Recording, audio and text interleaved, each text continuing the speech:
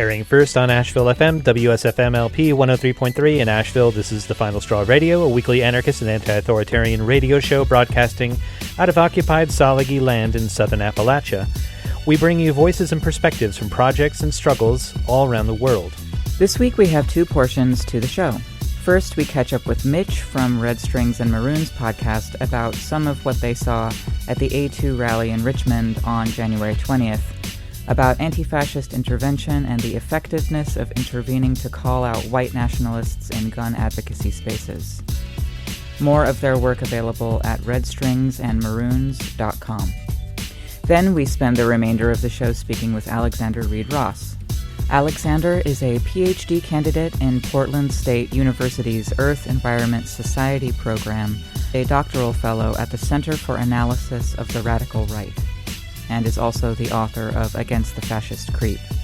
For the remainder of the episode, we speak about conspiracy theories, how they wind their way into some leftist approaches to critique, bleed over between left and right anti-establishment critiques, and media that hold a pro-Kremlin position, the ideas of Alexander Dugin, ways of combating disinformation, and some of its sources. More of his writings and interviews can be found at alexanderreidross.net, and this article that we reference a bit is called Fooling the Nation, Extremism and the Pro-Russia Disinformation Ecosystem. The Final Straw is a member of the Channel Zero network of anarchist podcasts. Here is a jingle from another member of CZN. Yeah. This is M1, M1, M de la gente comprende y entiende, you feel me? I'm one half of Dead Prez, to tell it like it is, everything is political rap duo. Here holding my middle finger up to imperialism worldwide. And you in tune right now to the rebel beat.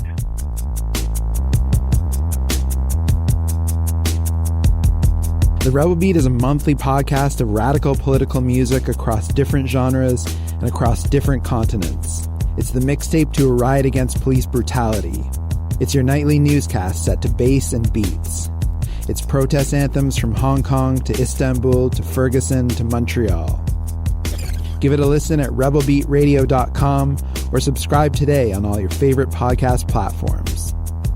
If you're in the Asheville area on Sunday, February 2nd, Blue Ridge ABC will be hosting a political prisoner letter writing event at Firestorm Books at 610 Haywood Road from 5 to 7 p.m.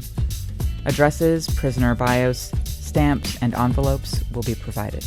And now some words from anarchist prisoner Sean Swain. What you say, what you say, what you say, what? We'll call like a block! So I interrupt the reading of the names of everyone killed by cops to explain what I'm doing and why I'm doing it.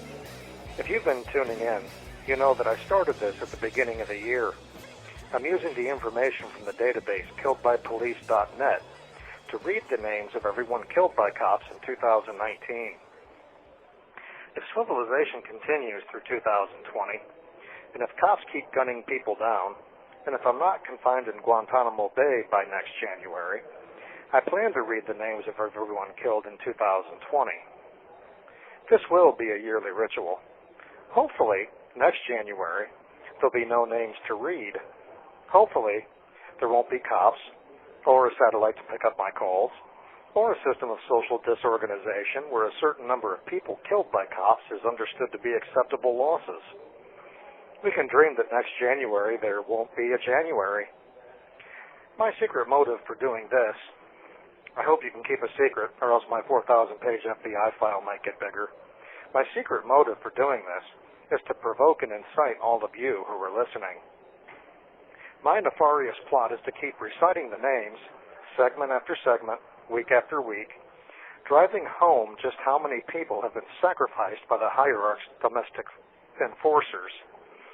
And then a quiet rage will build, and everywhere folks will begin taking direct action. So that's what I'm doing. I hope you listen and close your eyes and try to imagine the faces of the people who correspond to the names, people who are gone. If the pig population drastically decreases, we'll know I'm onto something. In full disclosure, I sort of stole this idea. Some time back, I saw a documentary about a national resistance movement in the former Yugoslavia. It started with a handful of college students in a dorm room. They hated Slobodan Milosevic and wanted him ousted. So they wrote up something as if they were speaking for the entire country. Soon, they were. The movement spread, and millions were joining the opposition. Organizers pondered what they could do on the occasion of the new year to create a spectacle. Because Milosevic had outlawed rock music, opposition leaders signed up the country's most popular rock bands to play a concert in the capital on the New Year's Eve. It was so big, so spectacular, government authorities made no effort to even stop it. Hundreds of thousands flocked there to listen to the lineup of their favorite bands, participating in a collective defiance of the government's ban on rock music. They drank and celebrated. The atmosphere was electric. Just before midnight, there was the countdown, and when the clock struck midnight, instead of fireworks and bright lights, everything went dark. Instead of music, silence. A slide projector projected the photo of a face onto the curtain behind the stage, and someone read the person's name over the speaker system. Then another face and another name. The crowd was stunned, confused. No one was quite sure what was happening. Everyone stared at the faces projected onto the curtain, and over time it dawned on them. These were all of the people disappeared by the Slobodan Milosevic regime. This went on, and on, and on. Face after face, name after name. Most people stood silently. Some cried. When the presentation was over and the lights went back up, one of the organizers told the crowd, "There's nothing to celebrate this year. Go home." Quietly, hundreds of thousands of people filed out of the concert venue and went home. But many of them, as they recounted in interviews later, didn't go home and go to bed. Instead, they sat at their kitchen tables, smoking cigarettes, drinking coffee. And within them, a quiet resolve began to grow. They were each determined that there would be something to celebrate the following year. They would not spend the following New Year viewing the faces and hearing the names of the disappeared. And as it turned out, they didn't. Within months of that New Year's event, Slobodan Milosevic was out of power. So, I have somewhat stolen their tactic. There's no way to project the faces, but I can read the names.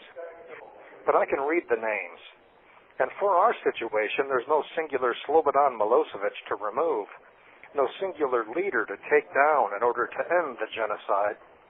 We have to take down the entire program that empowers all of the miniature Milosevic's. There can be no police without a police state. So that's my agenda. That's why I'm reading these names. If we collectively honor those killed by cops in 2019, maybe there won't be a list for 2020. Are you sitting at the kitchen table? Are you ready? The following is a continuation.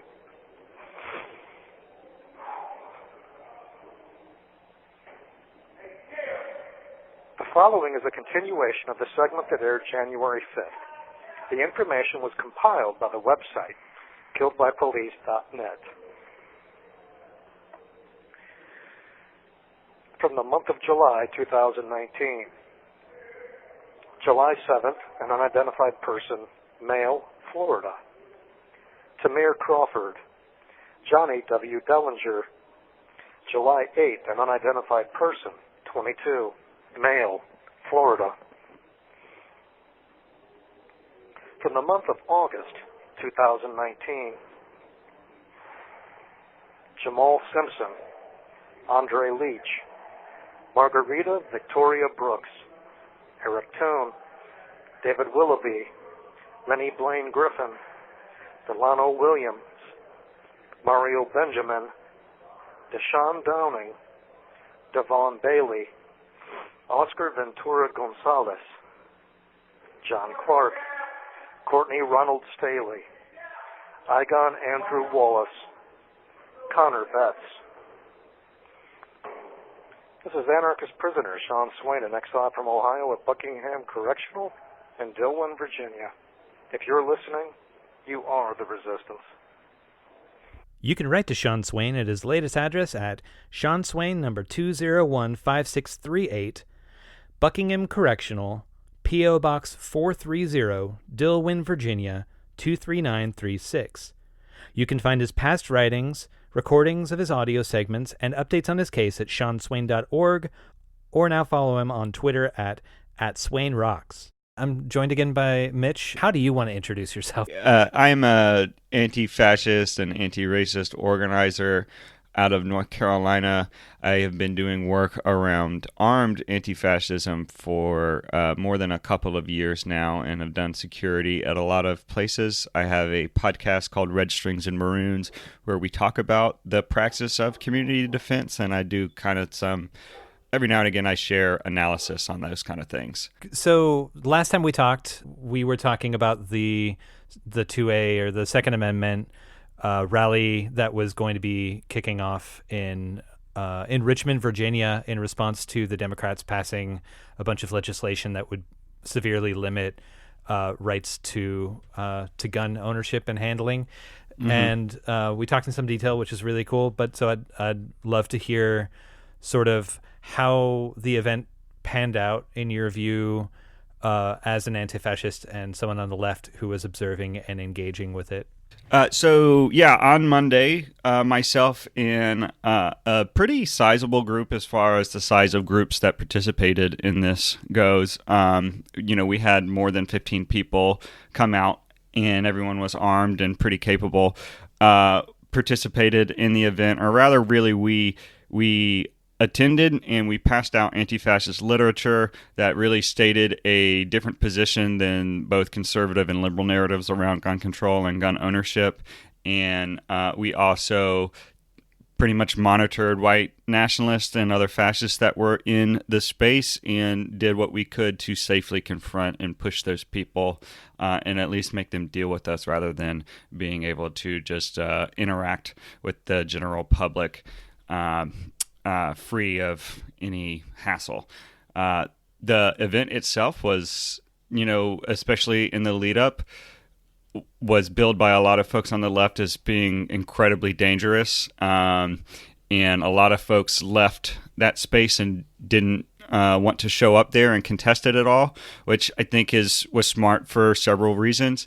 The reality on the ground, though, was that the event itself was really, really chill.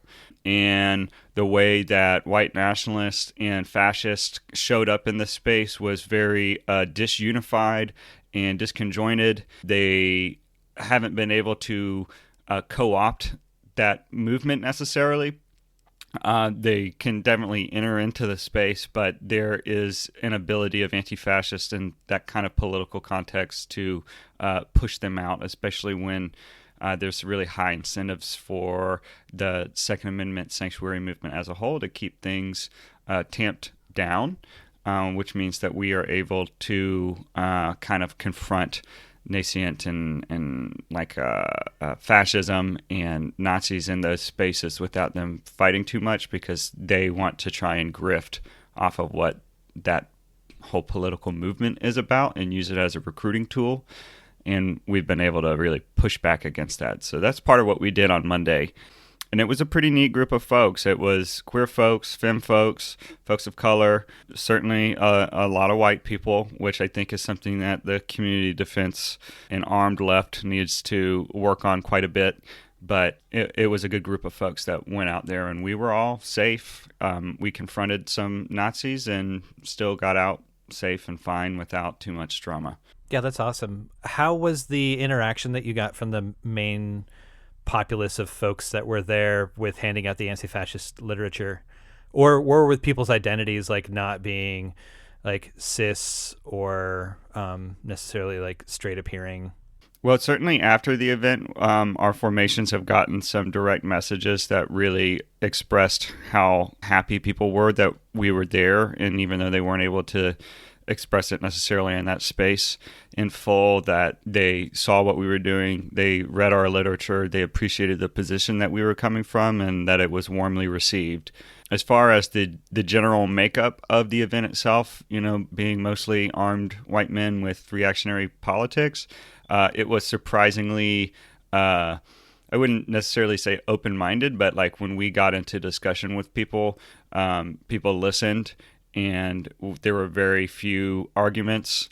And I think we were really able to challenge some of the perspectives and start to, in those very small interactions, build a idea around firearms that were different than anything that they had heard before. We were talking in the lead up to this about the arrest of multiple members of the base by the FBI, and there's been some public statements by the FBI, like some of the charges that they're making in order to detain folks before the event, basically for public safety reasons, have been made public. How much do you think like people's willingness on the right or in the Second Amendment or militia movement, how much of their availability to hear the anti-fascist arguments and be somewhat open to it do you think is in response to like the visibility of those arrests in the run-up to this event that they were attending?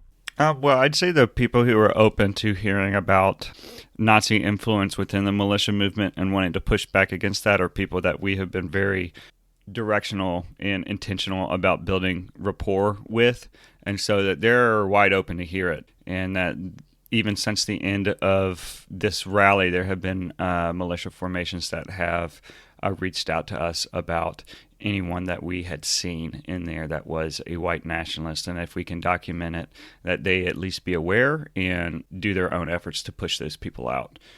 So I think in some places it's pretty high. I think in other places that they are totally unable or unwilling to identify those folks. A lot of these Nazi and alt-right grifters within this the militia movement and kind of this whole two-way wave of grassroots supports that's come up are trying to articulate their position and drape it in a whole bunch of patriotism that's really just a red pill for, genocidal nationalism. And I don't think that a lot of folks on the right are able to accurately identify those things, right? That's why a lot of these politics, come from that sphere of politics. So our willingness on the left to articulate those things and make it known and to communicate with people, who we see and what their history is, I think is equally important as finding the people in the militia movement who are actually willing and able to push these folks out of their spaces. There was one of the groups that I remember not having really heard of before that was showing up there and handing out flyers. It's probably just like a couple of people, but like Appalachian Patriots or something like that. Were there any groups in particular that you saw engaging from the far right that are of note? There were quite a few. There was a new physical manifestation of kind of like the Boogaloo meme, which comes out of hard right circles. And I think they call themselves the Boogaloo Brigade or something else, Boogaloo Army. I'm not exactly sure. There was from 4chan, the K Forum came out, and they had a formation, an armed formation, and there were other like armed Boogaloo meme-centric formations that were at the rally. Outside of that, I had heard from some of the other anti-fascists that were on the outside of the demonstration that the KKK was around. We definitely saw League of the South. We saw some Holocaust deniers there who actually got called out by some of the just regular attendees. And there was also a formation that I didn't get their name, but they had some Nordic symbology on them, and I confronted them and asked them whether they were white nationalists or not, and they did a little dance around it, and then we got into an argument. So I guess to the question, yeah, there was a lot of people from the hard right that were out there. It was definitely, in my opinion, like especially with this like Boogaloo meme kind of proliferation, there was a lot of Boog meme symbology around, and I think I guess after reflecting on the entire weekend, like this mimetic warfare thing that they're doing around the Boogaloo and this idea of making the Civil War humorous, it's kind of a nexus through which the alt-right is really trying to resurface itself off the web and onto the streets and do an active co-opting of the Second Amendment movement and turn it into a fertile recruiting ground for their own purposes. I think this is kind of an avenue for red-pilling normies through this Boog meme, and any leftists that are kind of engaging in Boog memes and trying to use it themselves should probably rethink our engagement with that particular meme and call out its kind of white nationalist underpinnings. And just for anyone in the audience who hasn't heard that, so there was a film called Break-In 2, is a sequel to Break-In, about like this popular film about breakdancing.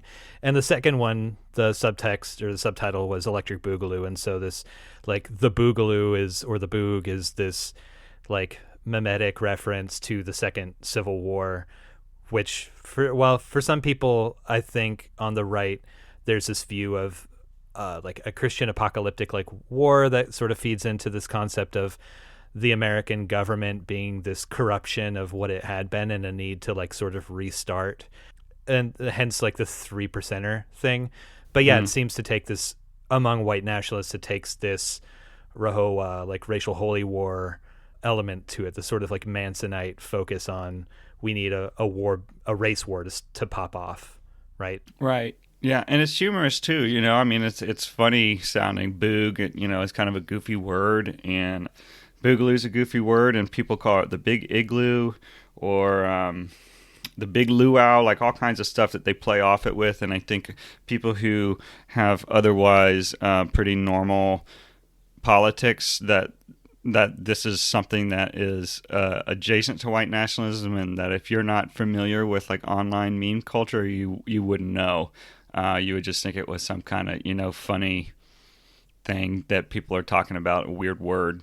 And once they get you into the conversations around like kind of what exactly Boog is, you know, they can prime you and groom you to see if you're gonna kind of cop to their side of politics. Well, can you talk about any other takeaways or any like suggestions of steps forward for people on the left who are concerned with community armed self-defense and not ceding territory to white nationalists in terms of dealing with the Second Amendment rights folks? Yeah. So some big takeaways here. Let's see. One of the things that really came out of this for me was that our very presence within these spaces is disruptive. And even if we're not actually even acting within a disruptive manner, it forces people within these spaces to take positions and draw lines or compromise. And this is played out somewhat with certain militias, you know, through the entire buildup of the event and here in its aftermath. And it's, I think, a really positive development that they are able to accurately identify fascists that are trying to co-opt their movement. I think also one of the lessons for the left, and something that I want to double down on, is trying to look at the militia movement with a little bit more depth than just calling them far-right Nazis. I think that is a very flat analysis. I think that there is absolutely horrible folks within the militia movement who have Nazi and genocidal politics. I think there are also people who are actually constitutionalists, and that there is space there for us to de-escalate and try and hold a harder line so that the movement as a whole is less harmful to vulnerable people in their communities, especially immigrants and Muslims. Like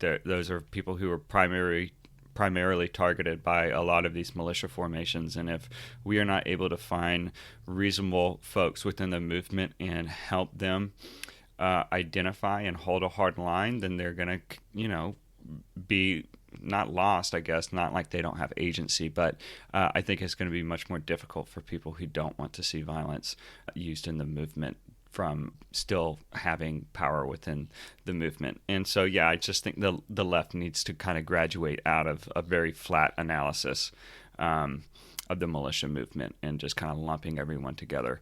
And I think also just like on a meta, like tectonic level, for this whole thing, that this Second Amendment fight is actually a really important one.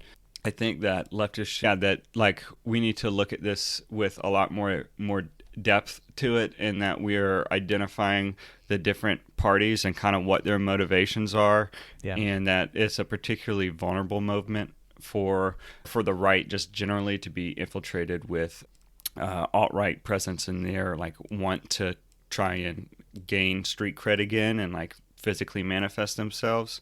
And I think if we're not able to insert some of our own influence on the political moment, that we're effectively like abandoning this as a battleground between hard right and hard left. And I think that would be a real shame. Yeah, I think, this battle over firearms is a situation where like fault lines for future conflict are developing, and that we need to kind of think of this in some ways as a Cold War of sorts, and begin like engaging more intelligently with everybody involved, rather than just like throwing our hands up and being like, oh, we're not safe in here. We gotta, disengage. I just don't think that that's a winning strategy at all. Besides your own work, are there any other anti-fascist researchers or journalists who you would suggest that folks check out to maybe keep up on this and as it develops? Yeah, one in particular is Jordan Green from the Triad City Beat. He's here locally. He has commented and done reporting on the alt-right as well as the armed left for several years. I find that he, there are certainly things that he has said and put into his articles that I disagree with, but I find that he genuinely wrestles with the topics at hand and does some real fact-finding, and that he is not vulnerable to like hyperbolic language and doesn't try and use it. And I really appreciate that about him. So he gives a real fair shot at some of the things that are on the ground. And I think as well, like a lot of his reporting is concentrated on North Carolina in general, and kind of the Southeast as a region. I don't know that it really goes outside of that, but he's got some good reporting on there. I don't know too many other folks because I try and stay pretty local in how I engage with stuff. I would encourage everybody to not talk to Vice. Don't talk to Vice. Vice is garbage. They're clickbait garbage. Don't talk to them. It seems like groups like Rural Organizing Project and like some like Spencer Sunshine, who's worked with that group before, seem to cover these things in an interesting way and in a manner that seems, I may be missing like fine points, but they seem to be focused on like de-escalation and like working to address the needs that rural communities have that that some of these formations are actively trying to address themselves. And like that's an interesting thing for me. And this is the thing that also like Robert Evans brought up, and it could happen here, is like there's in rural spaces where a lot of the debate around gun control and a lot of like the media that's available is either right-wing talk radio or Fox News. That like it's churches that fill the needs that anarchists often do in like cities, or it's like like soup kitchens or needle exchanges, or that sort of like community mutual aid level goes along hand in hand, I think, with like armed and unarmed self-defense. Like it opens up avenues for building relationships and sort of healing splits before they get too wide. You know what I mean? Yeah, right. Well, I'm glad you brought up Robert Evans. He just did a podcast episode that he just released on Worst Year Ever, one of his other podcasts that it's kind of related to It Could Happen Here, but not quite. And if y'all haven't listened, It Could Happen Here, it's really good. Good, solid, I think, analysis, and puts a lot of thoughts that folks on the armed left have thought about for a long time, and just puts it together real nicely. But to your point, rural spaces, there's a lot of depopulation of these spaces. There's a lot of poverty. It's a place that the left has also forgotten, and I think there's a reason that it has been abdicated to a lot of hard right politics, and where it gets some of its power from. And as much as the left is able to organize within these spaces. There's a lot of working class sentimentality there, and it's not okay for us to just abandon it. At the same time, that doesn't mean that you forget or ignore, don't throw lots of resources into other vulnerable communities. Those need to be remembered as well. But there's vulnerable communities that exist here in rural space, and to make rural spaces safe, we have to be in those spaces. Well, cool. Are there any other thoughts that you wanted to share on your experience coming away from that Richmond rally, or what you've seen break down since then? Yeah, there was actually quite a unique movement. Right, this was supposed to be a very hostile, unsympathetic space. In a lot of ways it was, but the feel physically, like within our bodies on the ground, was not one of like overwhelming threat. And when we went to confront the Proud Boys that were there, who had a 3% militia escort of sorts, I don't know what formation in particular, it was just two individuals with 3-per patches. Yeah, when we went to kind of like physically line up and surround them and just make them feel uncomfortable, right? Like principled verbal disengagement, not like physically posturing or anything, just like standing around them. They like left the space. They exited twice. Another time they moved to a different area until they were behind a wall of cops. That was pretty wild in that, they're known for being a, scrappy street fighting force, and they looked in that moment, their own video that they put up on Facebook made them look really, really weak and silly. And for the people that were there, especially some folks that have been targeted by the Proud Boys for violence and doxing and all kinds of stuff before, it was a uniquely empowering moment. And I think a lot of that had to do with being armed and being well organized, and also like making sure that we're asserting ourselves in space, taking up space.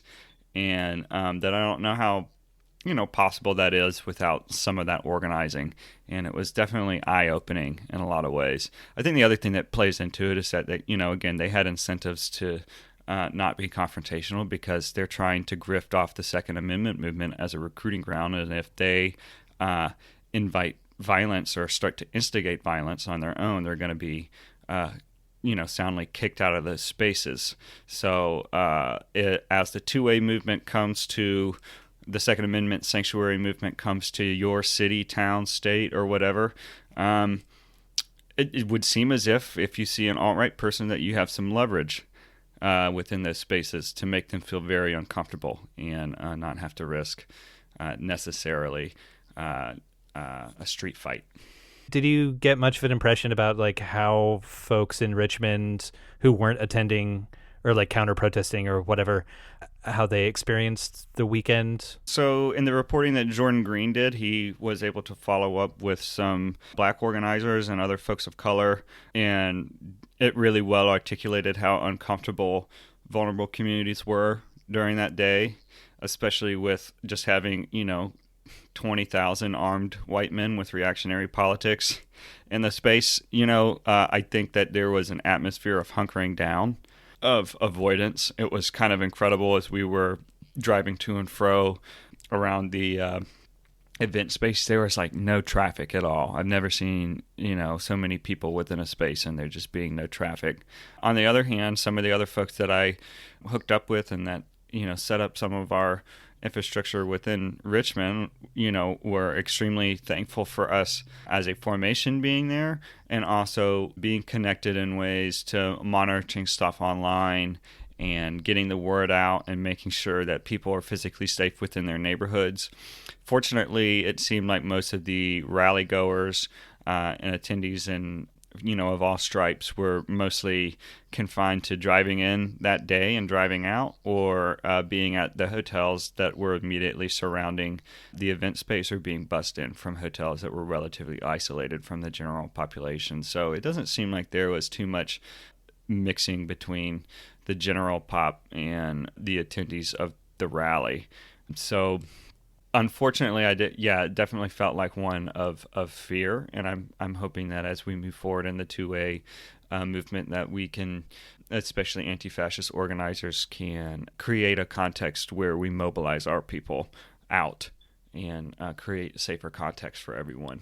Well, Mitch, thanks a lot for catching up with us and for the insights. Yeah, absolutely. Thank you for following up. I think it's a really important story, and we'll see where it goes. Yeah, and as a reminder, where can people find your work? Well, I have a podcast called Red Strings and Maroons. They can find me at redstringsandmaroons.com. You can email me at redstringsandmaroons at protonmail.com, or find me on Facebook, Red Strings and Maroons. And I also have a Patreon, which is patreon.com/Red Strings and Maroons. I'm labeled as explicit, so you'll have to actually type that in. You can't just go to Patreon and search for my show.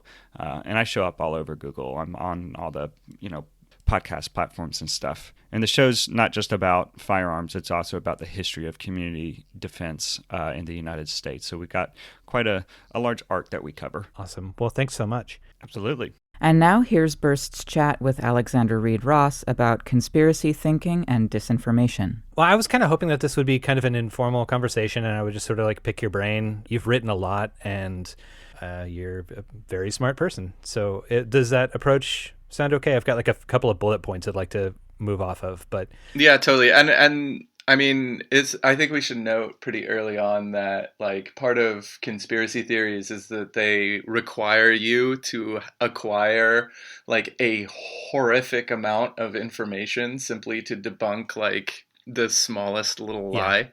And so, I'm not going to be able to just like recount everything off the top of my head in an hour or whatever. Yeah. So like we should encourage people to do the research themselves and to actually look up these facts to fact check and, Yeah, absolutely. I totally agree. Also, you can swear if you want to. I'll cut it for the radio portion, but leave it in for the podcast because, it makes us feel edgy. Yeah. As many, sound effects as you can put in, air horns or going to be like so many air horns. Sparkles. Yeah.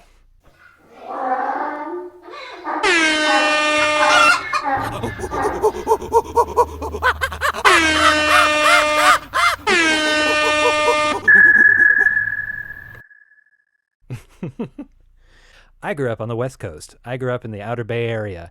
And coming to politics in the pre-9/11 and during the 9/11 period was a really fascinating time for me. And I saw many projects that I had a lot of respect in, like kind of go in weird truther directions and share space with just very, very problematic tendencies. Like I remember somebody going to this, like, this is like a slightly separate thing, but someone going to a pro-Palestine march in the Bay in like 2002, and this person from Argentina was there and marching in the group, and they had like an utterly anti-Semitic sign, and why they thought that it was appropriate for, like, they were literally talking about the whole like Zionist occupied government idea and pushing that thing. How there was space, it just baffled my mind that anyone would possibly think that was an appropriate thing to believe, but let alone like be in a vaguely like leftist pro-humanitarian space with that sort of message. But it got me thinking just how easy it is for people to, like, the world is very confusing. The media that's presented to us oftentimes is complex, and as some of your writing points to, like very eschewed in very conscious ways, to make it so that we can't really apply like critical thinking to it. If you have to read a crap ton of documentation to verify, like I wasn't in Tsarist Russia, I don't know that the Protocols of the Elders of Zion was not published, or that but it is documented that was a piece of fiction that was written by the secret police of the pre-Soviet Tsarist government. Yeah, it gets really confusing. Yeah, I mean, that's one of the most pernicious ongoing conspiracy theories, the protocols. Precisely because it's so historical, I think it's difficult to kind of analyze things that happened, 150 years ago or however many years ago. So sometimes that historical distance creates the, opening for this big illusion. And that's what conspiracy theories really do, is they provide a kind of alternative reality where you can't believe your own damn eyes, you have to listen to some sort of leader in order to understand reality itself. So a lot of times you have like cult leaders and that kind of type really kind of using the conspiracy theory, us versus them attitude in order to maintain their own position as the ones who can know and interpret the outside world. And I think 9/11 truth, that phenomenon really kind of fit into the whole puzzle of creating a kind of movement, an ideological movement that could oppose the so-called establishment outside of its own kind of reality, and sort of compose this new kind of theory of everything, where you knew exactly who to blame depending on the conspiracy theory, and you had your own sort of community that was in the know, and so you get this kind of lofty sense, almost like an aristocratic sense of being better than everybody else in everyday life, because you know the secret and you're moving forward. And it's been like that for so long, this the alternative reality of conspiracy theories. And again, one of the reasons why they're so lasting and powerful is because they rely on the manipulation of minor truths in order to create this master narrative. So often with conspiracy theories, you have small things that might be true. Not really with the protocols. That's one of the wildest sort of manipulations. But, with other conspiracy theories, there's often like a little kernel of truth that's then sort of brought through this huge loom in order to create this overarching fantasy world where you're embattled and alone, except for, the other true believers. So do you think that's why so many people get drawn into it, is because it's a sort of like security blanket and identity that someone can feel a sense of pride in? Because it seems also like it's a smothering thing, and like if believing that sort of like reality that there are machinations and there are strings that are being pulled from on high that you can't possibly comprehend seems like a really disempowering sort of mindset. It is and it isn't. It's disempowering because obviously you're saying, this other group has the power and you don't. But it's also empowering because you can knit together a community of, almost like a community of equals, where you're united by your shared knowledge or sense of knowledge. And so, through that, you feel more enfranchised. And this is the thing that conspiracy theories really do, is they rely on people's alienation, and they turn their alienation into, and their need for belonging into a way for, leaders to make money. So you often find, mid-level marketing scams, the kind of like essential oils type stuff or what have you, using and implementing conspiracy theories, the health ranger or what have you, signing up with Donald Trump or going on InfoWars. So, it becomes this whole like almost like a counterculture where the establishment actually winds up being both just a few people in power, George Soros or whatever, but at the same time having this massive influence on the entire infrastructure of knowledge and power in society, right? So you have to reject the medical establishment. You have to reject, you reject all the established everything anywhere. And that's a really, it's a almost impossible place to begin, because you just start, reinforcing all the things that you repudiated, albeit in a different state of reality. This is The Final Straw, and I'm William. You're hearing our chat with Alexander Reid Ross, an anarchist, anti-fascist researcher and author of many articles on disinformation strategies. So, fooling the nation.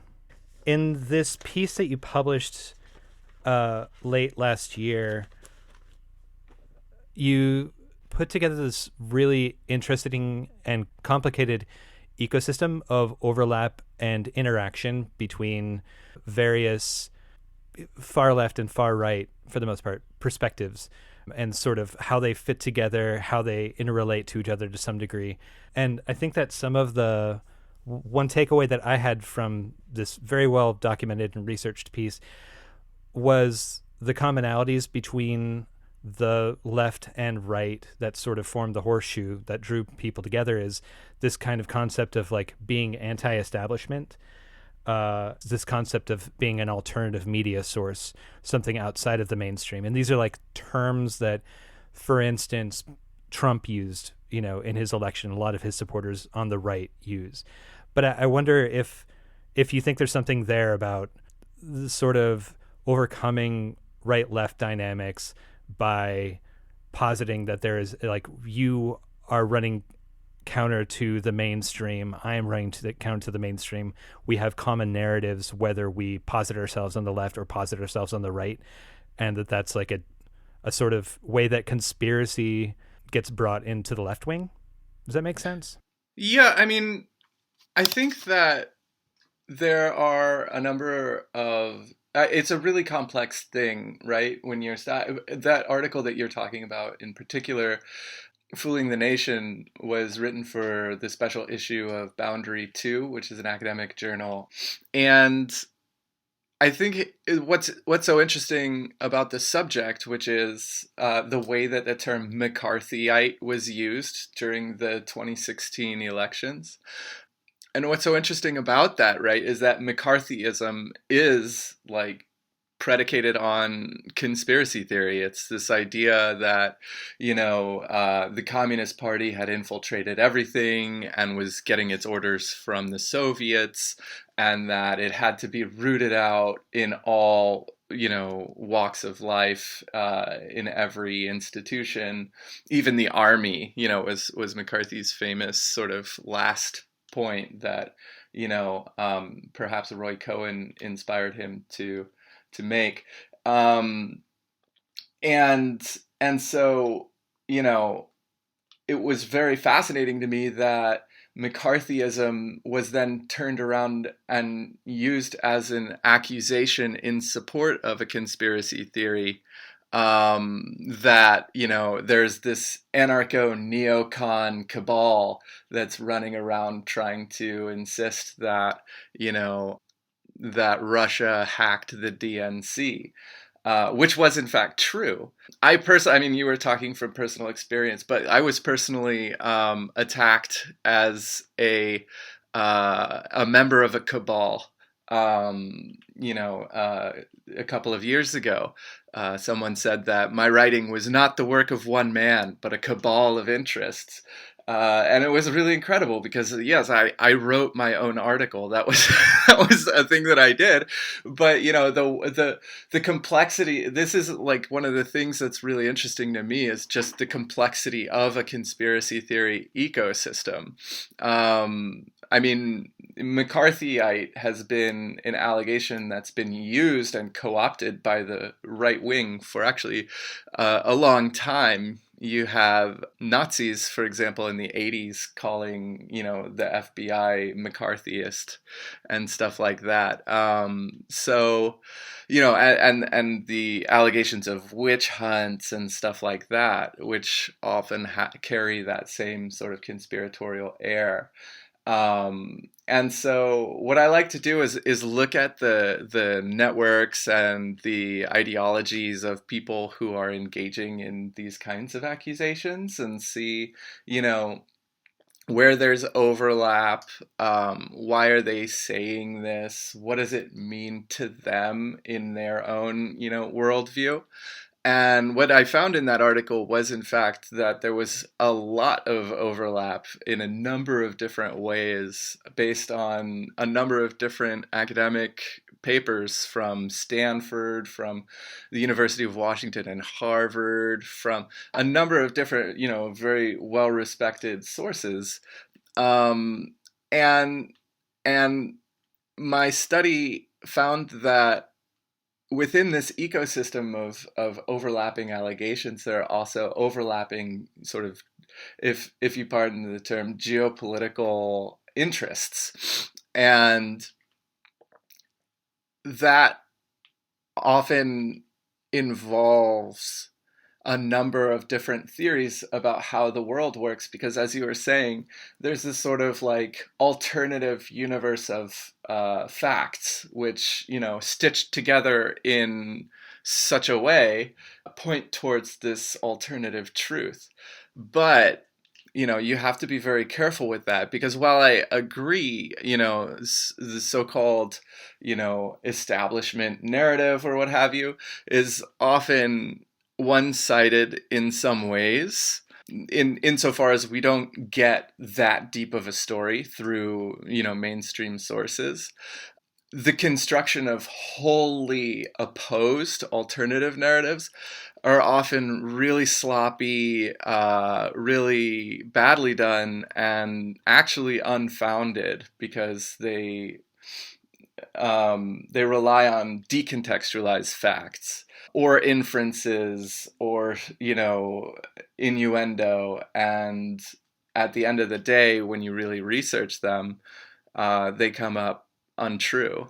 And you know, I find that this tendency often exists purely in a denial or a reactive sort of position to a so-called establishment narrative, where you have, for example, you know, studies have found that Ukrainian separatists, or pro-Russia separatists, I should say, in Ukraine shot down this Malaysian airliner MH17, and these theories about what actually happened sort of came out like it was a false flag or something like that, and it really just kind of muddies the water so that you can't really get an impression of what happened. It confuses the issue, and it allows you to just sort of say, oh, like, the truth is so diluted here, I can't really tell what happened, so let's move on.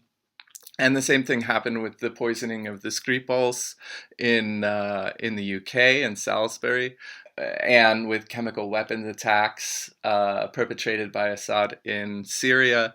You know, there's this constant effort by both the far right and, I don't know, like some kind of weird, like, left-wing sectarians to bolster these narratives that effectively whitewash these nefarious misdeeds. And you saw it, like, briefly when Iran accidentally shot down a passenger airline, Ukrainian passenger airline, where people came out and they were just like, don't believe the lying warmongers. You know, they didn't all necessarily say, you know, maybe it was the US that shot it down, although some of them did, but they did all say, you know, what you can't do is believe the West. And funny enough, like, the next day, Iran came out and admitted it. And then, you know, some of them deleted their tweets or, you know, did some kind of backpedaling. But at the end of the day, I think another thing about conspiracy theorists is that there's very little effort when they're proven wrong to that degree to actually account for how wrong they've been. You know, they just move on to the next theory. And I think that lack of accountability is a huge problem. Yeah, absolutely. And that spin and turnaround was pretty impressive. So the audience for this show is generally left, and mostly anarchists. And I'm wondering if you could sort of go to the thrust of what you were writing about in that Fooling the Nation article, in terms of like what sort of agencies overlap with each other, and maybe what kind of like what you mean by shared what was the term you used? Shared geopolitical positioning or interests or what have you. Yeah, I don't think that the specific term is that important. I mean, I think that there are shared interests that link up with, for lack of a better term, the Kremlin's foreign policy. And I use that term, the Kremlin, because I'm kind of, it's a complicated, like Russian politics is extremely complicated. You know, you have Putin, who's the sort of grand leader, but you have all of these different sort of circles of influence that are vying for, you know, the position of power and influence within the government. And in those circles, you have think tanks, much like you do in the United States, and they develop media strategies and they develop sort of counterintelligence or counterinformation, disinformation strategies.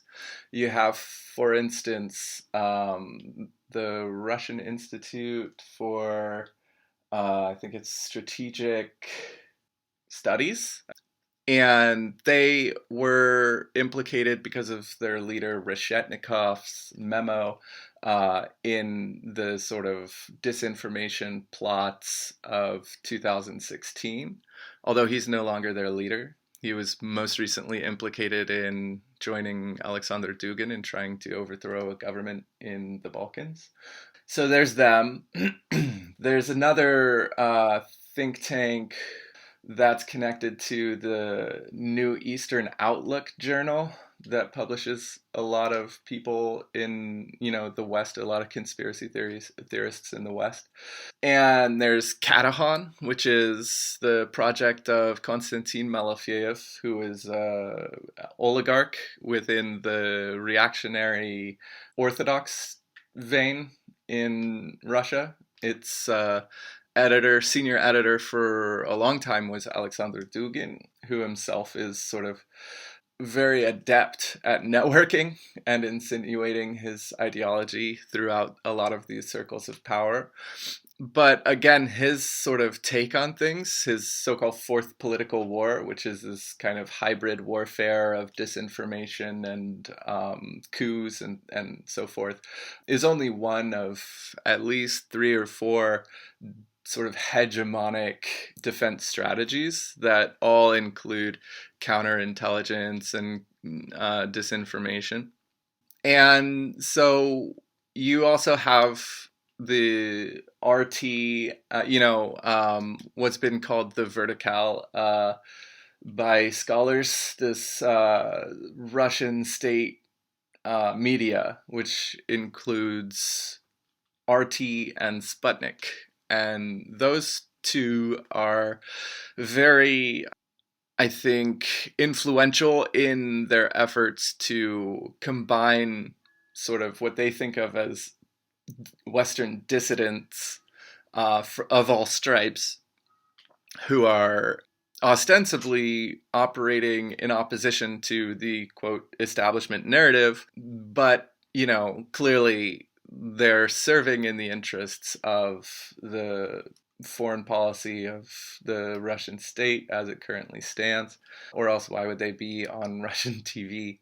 And we've seen this. There are studies that I cited that show that as much as we see a kind of, or have seen in the past, and in some cases continue to see this so-called manufacturing of consent in the West, you have the same functions happening from Russian state media. You have narratives about refugees carrying diseases. You have narratives about white genocide in South Africa. You have conspiracy theories about false flags all over the place. And they're really instrumental in deploying Western political / media figures, sort of marginal would-be political leaders, to the ends of opposing, you know, what they term Western imperialism, but in the Russian context is more like anything in opposition to Russian foreign policy, up to and including assassination. So it's it's a complicated web of interests. They don't all share the same, ideologies at all. In fact, you have, Ron Paul folks mixed in with left wingers, mixed in with Holocaust deniers, and they often present, very different aesthetics, but they're sort of tied together with the same messages and often located in the same networks, like the Russian, it's the American University in Moscow has a think tank that includes a lot of these guys, and so that sort of distinction without a difference is what fosters these broader networks of conspiracy theory dissemination. This is The Final Straw, and I'm William. You're hearing our chat with Alexander Reid Ross, an anarchist, anti-fascist researcher and author of many articles on disinformation strategies. Can you talk a little bit about who Alexander Dugin is? Like, he definitely featured in Against the Fascist Creep, as I recall, and he comes up a number of times in this article, and I've heard his name around. But maybe if you could talk a little bit about who he is, his relationship, whatever that might be, to National Bolshevism and the Russian state, and maybe a few of his ideas. Yeah, I mean, Dugin has been around for quite a while now. I only first started to hear sort of whispers about his ideology back in 2009, 2010, while I was working at the Earth First Journal, because his ideology has some appeals to the ecology movement and toward autonomism and stuff like that through this spin-off from the American Front, which is a Nazi skinhead group called New Resistance. And, it's sort of, so I kind of had to work backwards from there over the years, often not very successfully, to really kind of track down how this sort of reactionary sentiment was entering into the Green movement. And so Dugin was a kind of obscure, esoteric Nazi, back in the Cold War days. They call it National Bolshevism, as a sort of art project in a way to generate a National Socialism movement within the context of the Soviet Union. And it was banned by the Soviets, but there was still a pretty strong sort of, aesthetic movement in that milieu. And I think he was caught and actually gave up the names of his co-conspirators to the KGB, and then resurfaced in this nationalist state-sanctioned group under the Soviets called Pamyat, which means memory. Sort of historical recreationists is what they passed themselves off as, but they were, heavily infiltrated by the KGB, to the extent where you're kind of wondering if the KGB is just running a nationalist subculture within the Soviet Union to see what happens or whatever. But then he was pushed out of Pamyat because he's this very esoteric traditionalist who believes that, white people are descended from this Hyperborean root race that came from the ethereal, stardust and settled in the Arctic before, descending to Atlantis, and then, this race of red-bearded giants and eventually becoming Aryans. And he believes that, the darker... so what he calls the darker races are destined to be led by the Sonnenmensch, as he terms it, which is the people of the sun. It was used by the Nazis, into this bright future of sort of fascism. And so I have no He wrote all that down and published it in a book, published in 1997, called The Foundations of Geopolitics, which is, funny enough, taken very seriously among some in the sort of military brass in Russia. But, I have no sense that he's changed his views on this subject. They're very much in keeping with the esoteric fascist Giulio Evola from Italy, who was one of the ideological leaders of the fascist insurgency there in the post-war period. So going back to the 90s, Dugin was sort of removed from Pamyat in the 80s and then went to Western Europe in the 90s, hung out with the fascists of the European New Right, became enamored with geopolitics a la Robert Stoikers and with Alain de Benoit's kind of soft fascist approach of, heterogeneous system of homogenous ethnostates grounded in a kind of mythical connection to blood and soil, as well as a direct democracy tempered by natural hierarchies of race and, I don't think he says race. I think he sort of cloaks it in he would say essence or something. Culture. Yeah. But natural hierarchy certainly of patriarchy. And yeah, so he takes that kind of European New Right, version of fascism back to Russia and founds the National Bolshevik Party with his boy Eduard Limonov. And they kind of produced this fascist skinhead, aesthetic political movement, and Dugin moved away from it, whereas Limonov was sort of steeped in it. Dugin's move was more of a geopolitical turn, where he started with Sergei Glaziev, a group called Rodina, which is basically motherland. And that was a political party that was approved of by Putin, I think around 2004, in order to gain votes away from the communists in Russia.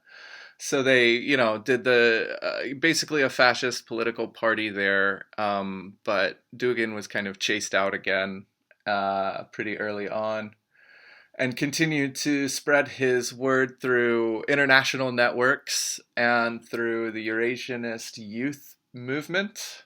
And yeah, he just kind of was able to spread his ideology very effectively, developing these contacts like Mateusz Piskorski in Poland, Manuel Oxenreiter in Austria, Claudio Muti in Italy, and of course in the United States, James Perazzo, formerly of the American Front. So, today Dugin has a lot of sway in Russian society and politics.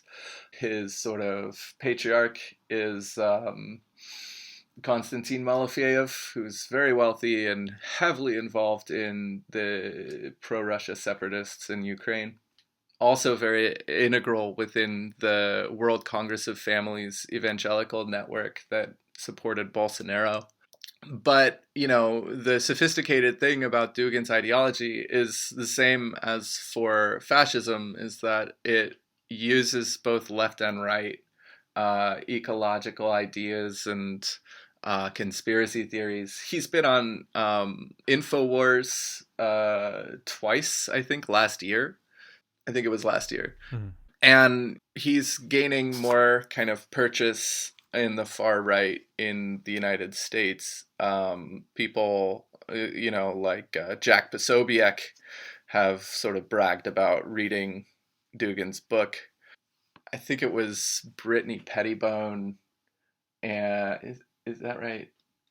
Pettibone and someone else whose name I don't remember, who actually went and visited Dugin in Russia, some alt-right folks. And then you also have people on the left from the United States who have sort of entertained his ideas, to varying degrees. One guy, Caleb Maupin from the Workers' World Party, went from Marxist-Leninist left-wing to like populist sort of I don't know what, and then joined in with Dugin on a panel with other far right-wing leaders. On that panel, he was like, I went to Venezuela and everybody was talking about Dugin because there's a relatively large international network involving, this kind of propaganda. And you also have Holocaust deniers like Kevin Barrett going to international conferences like New Horizon in Iran with Dugin, meeting him. Journalist Pepe Escobar bragged about hanging out with Dugin. Ajamu Baraka from the Green Party. Not only, he was kind of called out for appearing on Kevin Barrett's podcast twice and in a book that a conspiracy theory book that Barrett edited, but also went to the Duginist New Horizon conference in Lebanon, according to its schedule, Mm-hmm. So its program.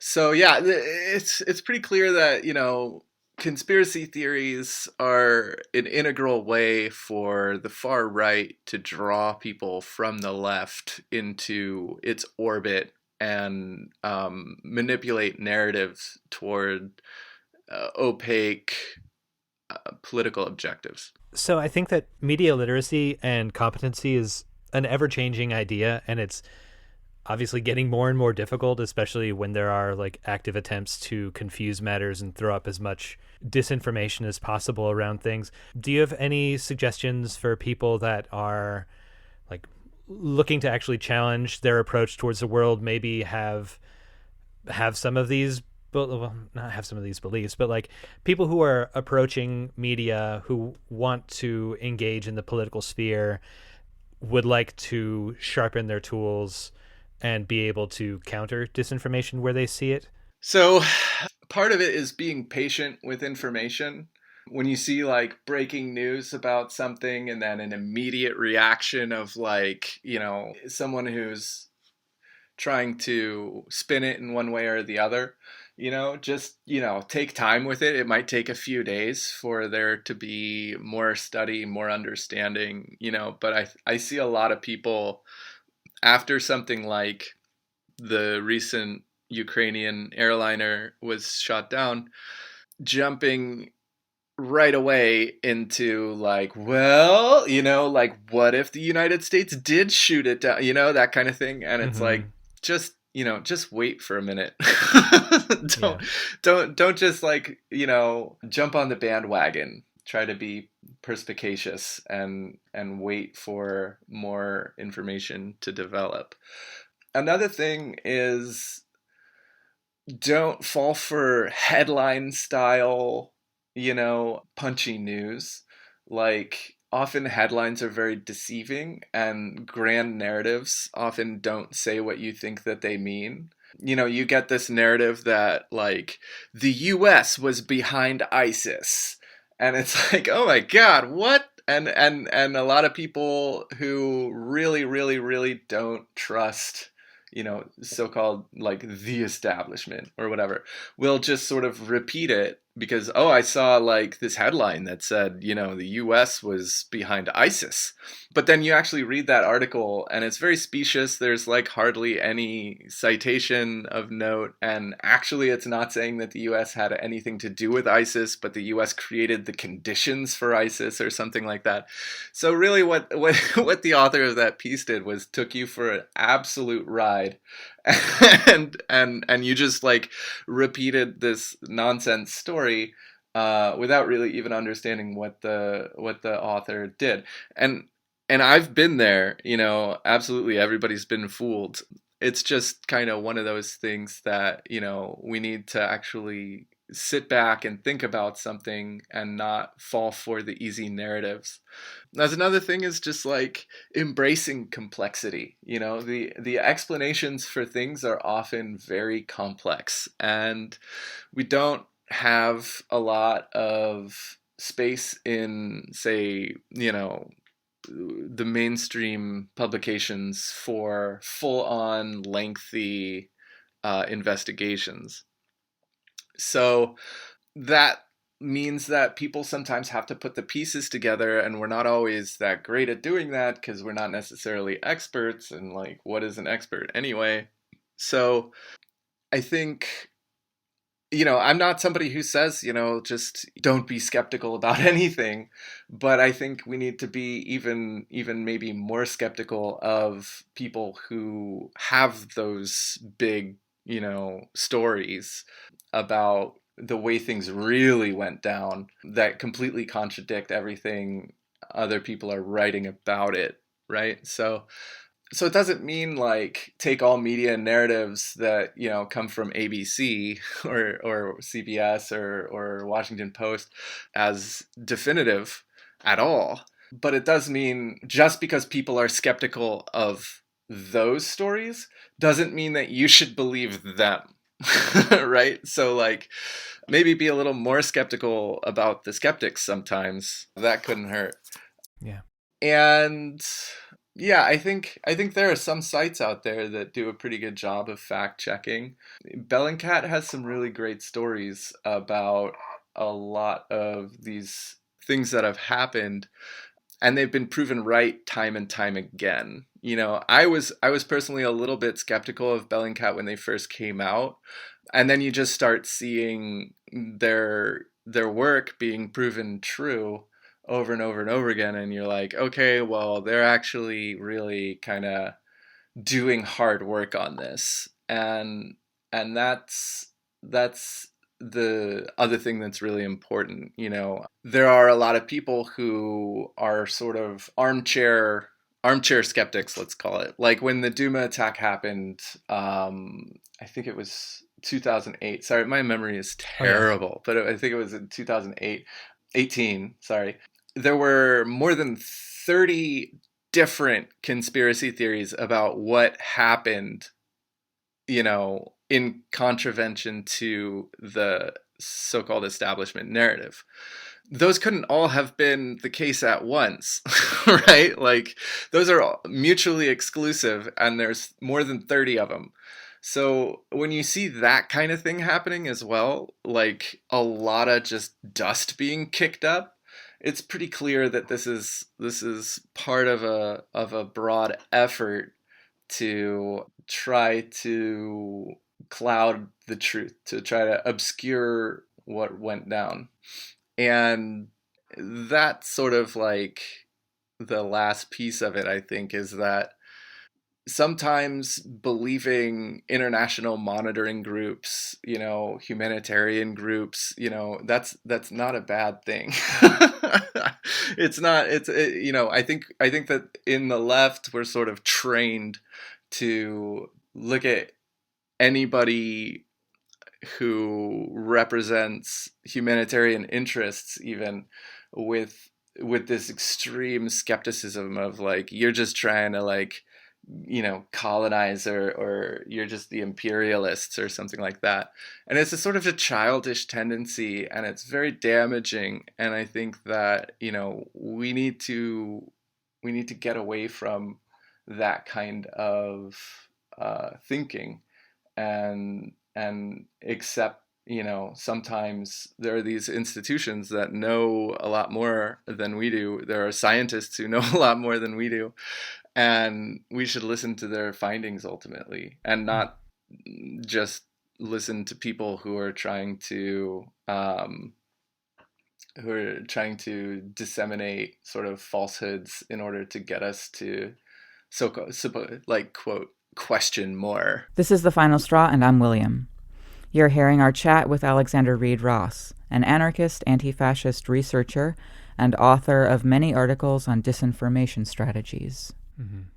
So there's we kind of talked about like the things coming out of the so-called Kremlin or the Kremlin, the disinformation that goes up globally that like promotes through the vertical and through the autonomous horizontal networks these various storylines. And like Bellingcat's podcast that covered the downing of that airliner in the Ukraine was amazing. It was so interesting to go and listen through the steps that they took and disprove lie by lie what the Russian government was saying about that.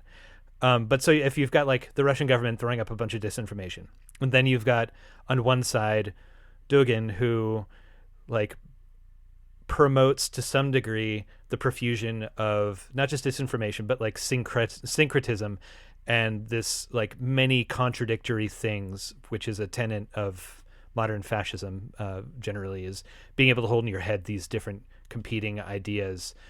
But then you've got these folks on the left in the West or in the US, and I don't know if their intention is the same when they shore up Iran's government as being a bastion of anti-imperialist resistance to the United States. The axis of resistance. That's right, comrade. But like Iran, Hezbollah, axis of Assad, People's Army, Putin. Yeah.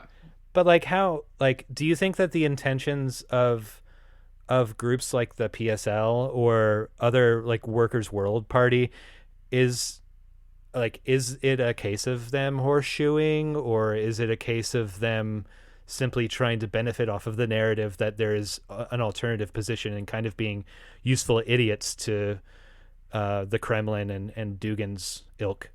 I mean,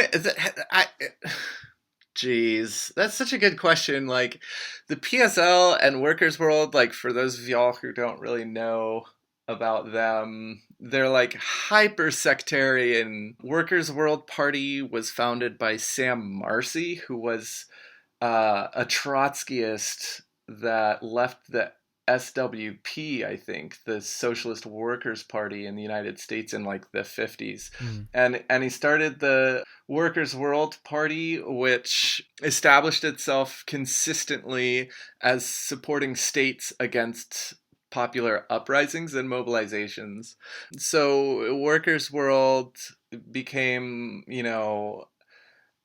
from its sort of weirdly Trotskyist roots, a party that, weirdly supported the crushing of protesters in Hungary and, the crushing of the Tiananmen Square uprising. They sort of turned into this wild Stalinist, state. They backed capitalist. Milosevic and like.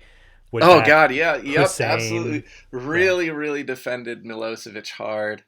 Yeah, went full in for like Serbian ultranationalism as like the socialist, anti-imperialist alternative to jihadi terrorism, which they claimed was represented by the Bosnian side, which is utterly ludicrous. I mean, it's just ludicrous.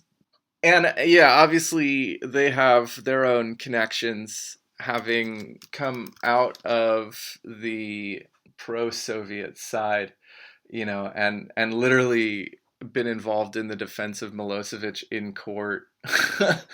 They're linked up to some of the elements of Russian political power that are connected to the Kremlin, and you've seen that in the way they've been represented through Russian state media beamed back into the United States as propaganda. And they have this real habit, like, okay, so Workers' World created the Answer Coalition in opposition to the Iraq War, and then the Answer Coalition created the Party for Socialism and Liberation, and the Party for Socialism and Liberation plus Answer plus Workers' World still basically collaborate. So there's like all of these different sort of sectarian organizations that are linked together in this kind of like weird architecture, kind of like the LaRouches. And, they tend to be a little bit close to LaRouches. You see like them bringing weird conspiracy theorists onto their podcasts. Like the Party for Socialism and Liberation's leader, Brian Becker, has this podcast on Sputnik called Loud and Clear, and, you know, hosts people like Vanessa Beeley, who is an associate editor at this website called 21st Century Wire, that hosts like a 45-minute interview with Dugin and like some LaRouche stuff and that kind of thing. And, you know, who else does Brian host? He's got like Mark Sloboda, who's the leader of Dugin's think tank, the whatever it is, the Center for Conservative Studies, based in Moscow. And, you know, he just invites all these people who are sort of palatable to the left through this geopolitical analysis that is like supportive of these authoritarian regimes who effectively destroy popular mobilizations within the so-called axis of resistance, right? Which is the I actually hadn't government's... heard that term before, so could you elucidate on that? Oh, sure. I mean, it was actually the latest podcast of Moderate Rebels, which is run by Ben Norton and Max Blumenthal, both of whom have appeared, of course, on PSL's podcast, and, you know, at various times have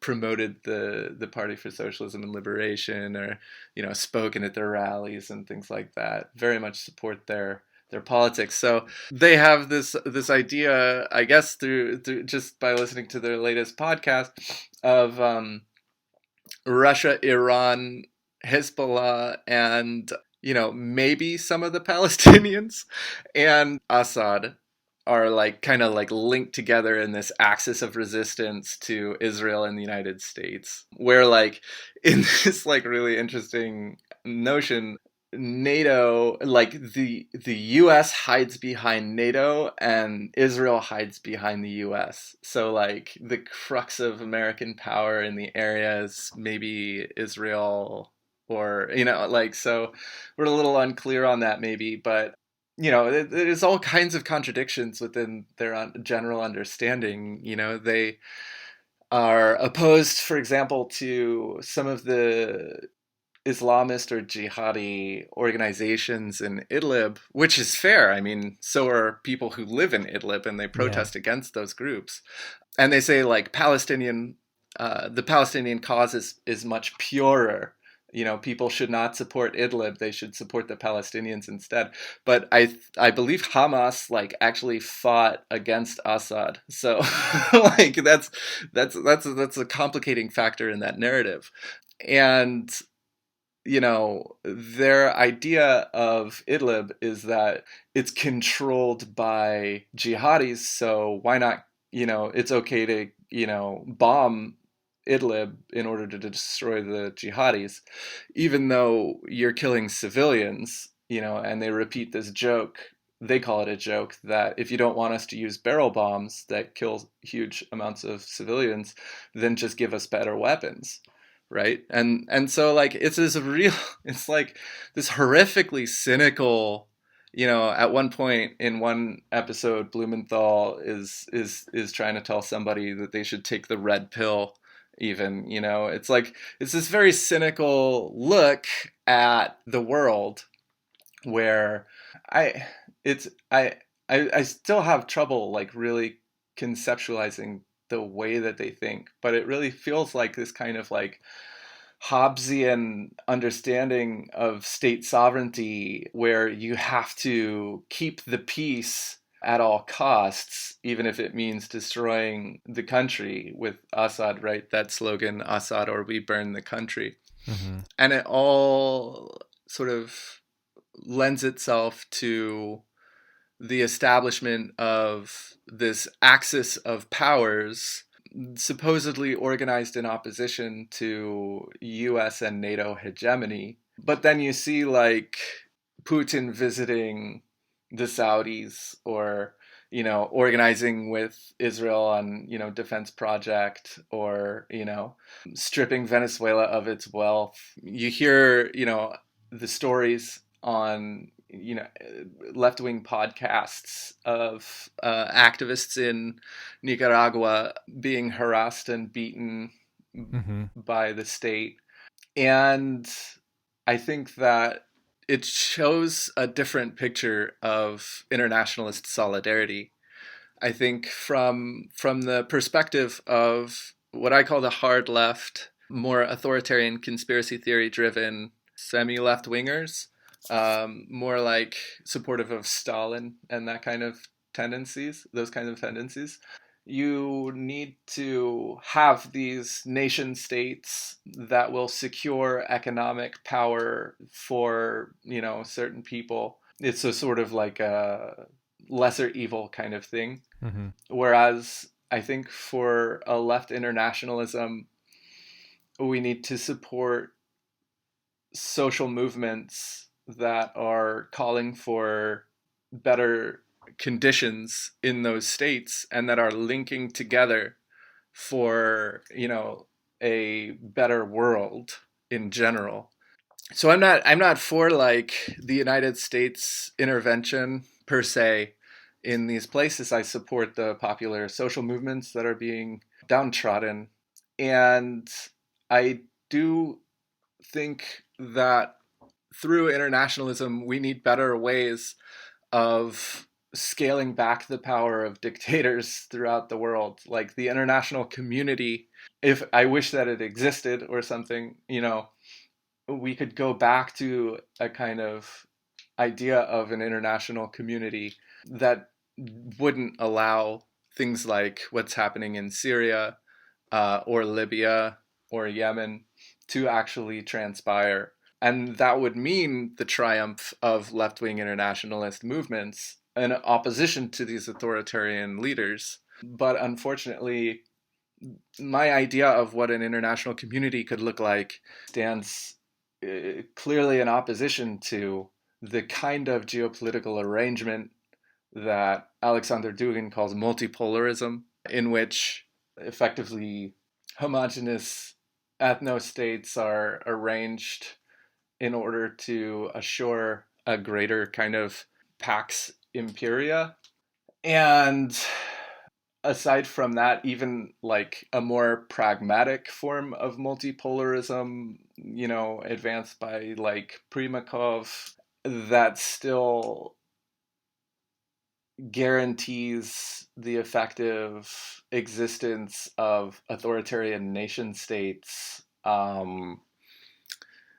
and their proxies toward the oppression of left-wing mass movements, I think is anathema to a genuine internationalism. So at the end of the day, and I know I'm just going on and on and on, at the end of the day, I think that that authoritarian regimes need to simplify everything in order to maintain their power. And conspiracy theories are absolutely, at the core of maintaining authoritarian hegemony. Do you hear that, sheeple? Wake up, sheeple! Oh, they're vampires. Yeah, that was so good. You practiced. I have never done my Alex Jones impression in public. I've practiced for years. This is my debut. You heard it here on the Final Straw Radio. That's definitely going in the radio cut. All right. Yeah. Well, and just to, if you don't mind, one more question. Like, so as anti-authoritarians who want to build a more effective, like, international movement of solidarity and anti-authoritarian world, right, where many, like the Zapatistas' words, where many worlds can exist, like, are there any shining beacons for you of examples of people that you think are like taking a good approach, or can you be a little prescriptive about like how do we build media infrastructure that can effectively challenge these often state-funded or supported organizations that are feeding us disinformation and muddying the waters? Yeah, I mean, I I don't know if I could call myself optimistic about the social movement in Lebanon right now, but I think that like what I've seen from them has been like so courageous and brave and really inspiring. So, it's this massive anti-sectarian movement in opposition to the sectarian government of Lebanon. There's a lot of environmental awareness, a lot of social consciousness within these protests, and it's really incredible to see them face down tear gas and rubber bullets in the streets, to express their solidarity with the Syrian people, kind of like move the mark from Arab Spring further ahead and to persist in the face of real oppression. It's really kind of like amazing to see them do their thing. So that's really exciting. And then there are movements like that I think in Iraq still, and that's pretty marvelous to watch the solidarity across states. Italy right now, the movements against the far right in Italy are breathtakingly amazing. France is like, what is going on in France? Every now and then I'm just like, like I think I got a handle on everything, people just going to work, like checking the news, and it's like, oh, and in France there's been a general strike for like a long time, like millions of people in the streets, and I'm just like, what? And just burnt Renaults everywhere. Yeah. I think it's kind of incredible to think like that the French people elected Macron because he was objectively better than electing Le Pen, but then just like they elected somebody that they would just, totally resist tooth and nail in the streets. Mm-hmm. I think even the elections are for who you would rather oppose. Not like who you like better, but strategically like who you think. And obviously like Trump was the worst person here, because like you look around and there's like no movement compared to what there was under Obama. But I think they got it right in France. So those kinds of movements are really powerful and inspiring to me. I think in terms of media, there are some cool, there's like a cool, I don't know if I'd call it an ecosystem of podcasts, but there are some cool, like similar podcasts. I like Popular Front, y'all are great. Thank you. The Arab Tyrant Manual is really cool, and Worst Year Ever is kind of fun. So there's some really cool anti-authoritarian podcasts that you could go to for like the news and for like kind of fun takes on the news. And there are smaller websites that deserve support. Like I know a lot of leftists like to go to the more like established sites, but there are some around the world. There's one called Mengel Media. I think that they're Turkish, but they're a left-wing anti-authoritarian internationalist media group that's produced some really fabulous articles. You really can't find that caliber of work anywhere else for whatever reason. And I think, you can also just find journalists that put out really good work about the far right, about conspiracy theories. I know like Jason Wilson with The Guardian knows way more than I do about, the militia movement and conspiracy theories, and all that kind of stuff. He's really great. Kathleen Bellew, I think that's how you say her name. Her book, Bring the War Home, is one of the best books to understand like the base right now. I think like if you get that history there, you're moving in the right direction. Yeah, I just think like we need to create our own kind of like dispersed networks of writers, and we need to include new voices, and we need to have the infrastructure to do that. And I think that it's growing, you know. Well, on that note, I'd like to thank you so much for having this conversation. Yeah, it's been a real pleasure, and I hope we get to chat another time. Unless there was anything that we didn't get to that you think would be appropriate for this. No, I think that's cool. Thank you so much for having me on. I really appreciate it. You just heard our chat with Alexander Reid Ross, an anarchist and anti-fascist researcher and author. His book, Against the Fascist Creep, was published by AK Press, and more of his writings can be found at alexanderreidross.net. This is The Final Straw, and I'm Bursa Goodness. This show will later be archived at thefinalstrawradio.noblogs.org, and you can email us with questions and suggestions at thefinalstrawradio@riseup.net or thefinalstrawradio@protonmail.com. If you'd like to use any episode for your project or radio show, feel free to do so. Just send us an email to let us know. If you care to, you can send us letters at The Final Straw Radio, P.O. Box 6004, Asheville, North Carolina, 28816. This show is brought to you by Firestorm Books and Coffee. Located at 610 Haywood Road, Firestorm Books and Coffee is a worker-owned co-op in Asheville specializing in offbeat, underground, and independent literature. You can find a catalog of Firestorm's books and zines, plus a full calendar of events up at their website, firestorm.coop.